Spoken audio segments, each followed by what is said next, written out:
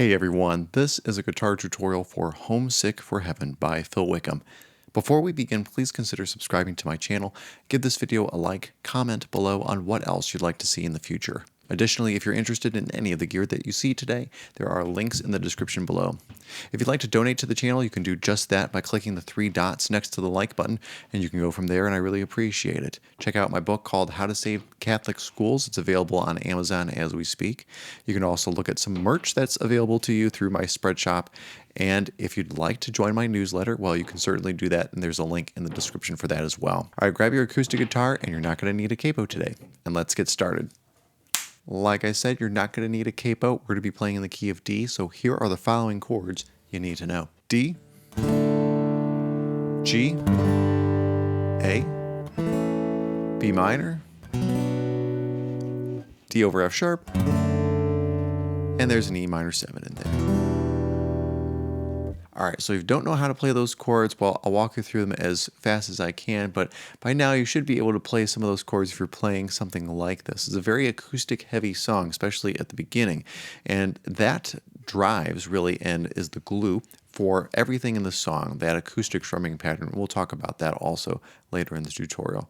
So if you're playing D, I'm going to put my index finger on the G string 2nd fret, middle finger's on the 2nd fret as well, high E string, and ring finger on the B string 3rd fret, but I avoid strumming the top 2 strings. For the G chord, I'm playing my middle finger on the low E string 3rd fret, index finger A string 2nd fret, ring finger, and pinky go on the high E and B strings of the 3rd fret, and you get to strum all the strings this time. For the A chord, you can just bar the D, G, and B strings in the 2nd fret, or you can do it like this, old school way. It really doesn't matter. You might see me play both different variations throughout the tutorial. And that's all in the 2nd fret, I should say, and avoid strumming that low E string. For the B minor, I advise you to bar that entire 2nd fret minus the low E string, then put your middle finger on the B string, 3rd fret, ring finger, and pinky, going to cover the D and G strings of the 4th fret. And again, don't strum that low E string.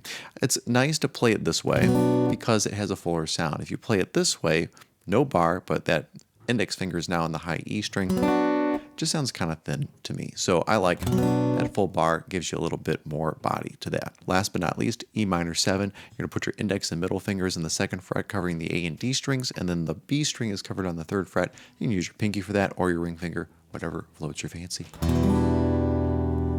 D over F sharp is index finger, low E string, 2nd fret, middle finger, G string, 2nd fret, also ring finger on the B string 3rd. And you might notice that index finger naturally blunts the A string. It's not really needed in that chord. D over F sharp. All right, so those are all the chords you need to know. Now, I mentioned that strumming pattern, and I will go over it, but let's play through the song. And don't worry, I'll put the chords on screen for you. I'll say them as we go along, and then afterwards we'll dive into that strumming pattern and some of the other nuances of the song. So get ready. Here we go. D.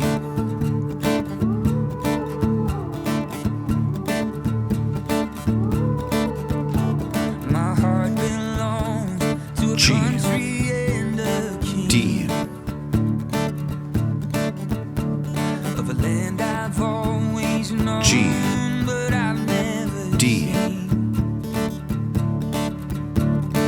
A,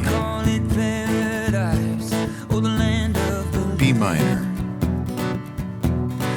A, G, A, D, G, A, D,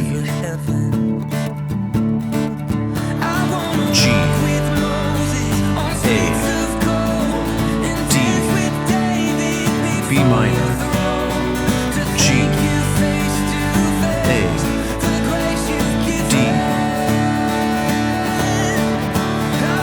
G, A, D, B minor,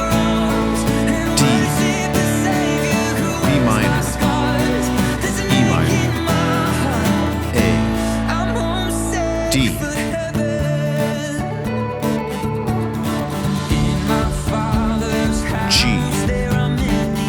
D.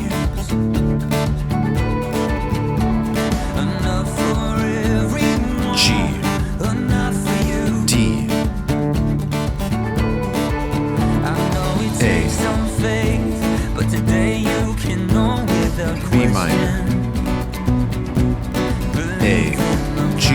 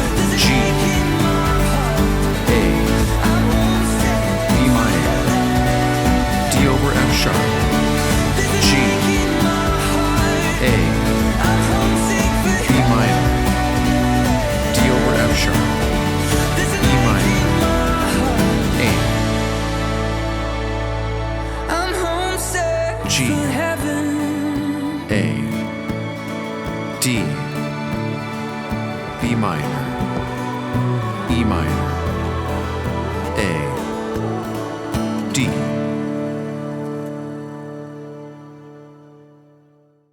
Well, everyone, I hope that I was able to help you out with that playthrough. Let's talk about the strumming pattern, right? When we start the song, the acoustic is the first thing you hear, and it's going to go like this. You're just strumming a D chord, and to break it down a little slower, you're going to hear that right hand kind of palm muting the chord, and you're just playing a D.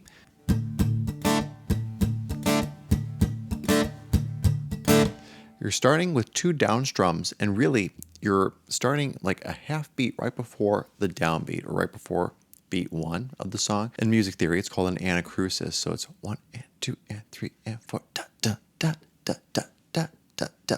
So syncopated, which sounds awesome, and gotta think of that counting in your head: 5, 6, 7, 8. A little slower.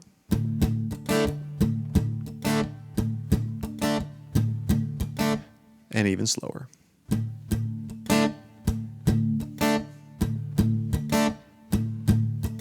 Down, down, down, up, down, down, down, up, down, down, down, up, down, down, down, up. All right, so that's essentially the strumming pattern for that portion of the song. Once the chorus starts really moving, it's going to sound like this.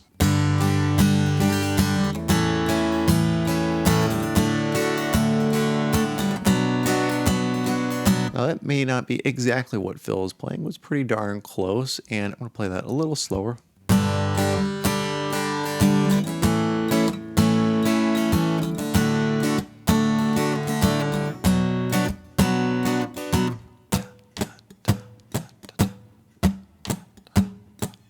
And even slower without playing a chord.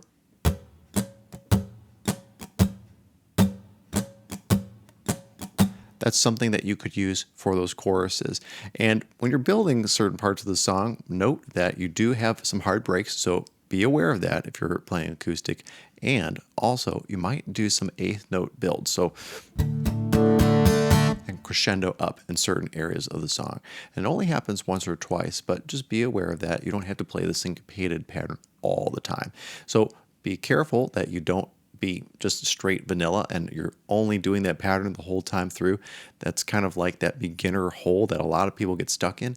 Try to vary up that pattern. Of course, when I just showed you that chorus one that you could use, and that's what differentiates an intermediate or advanced player from some of the beginners in that camp. So thanks so much for watching, guys. Don't forget to subscribe to my channel, hit that like button, comment below on what else you'd like to see in the future. If you'd like to donate to the channel, you can click the 3 dots next to the like button, and you can go from there, and I really appreciate it. Check out my book called How to Save Catholic Schools. It's available on Amazon right now. And you can also check out my merch that's on Spreadshop.